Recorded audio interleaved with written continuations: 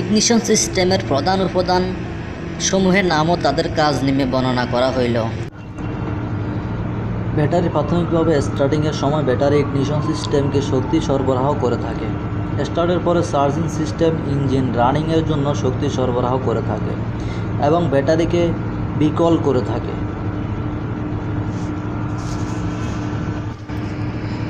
Ignition switch ইঞ্জিনকে চালু এবং বন্ধ করার জন্য ইলেকট্রিক্যাল সার্কিটকে অন এবং অফ করে থাকে।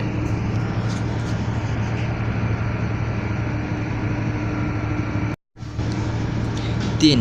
ব্লাস্ট রেজিস্টার ইঞ্জিনের আস্থাভেদে চাহিদা মতো ইগনিশন কয়েলের বিদ্যুতের প্রবাহের পরিমাণ নিয়ন্ত্রণ করে থাকে। ইগনিশন কয়েল লো প্রাইমারি ভোল্টেজকে হাই ভোল্টেজে রূপান্তরিত করা। এ হচ্ছে আজকের ভিডিও। তো বন্ধুগণ, পরবর্তী ভিডিওতে আরও কিছু নিয়ে আসবো আপনাদের জন্য। সেই পর্যন্ত ভালো থাকুন, সুস্থ থাকুন। আল্লাহ হাফেজ। শুভকামনা রইল সবার জন্য।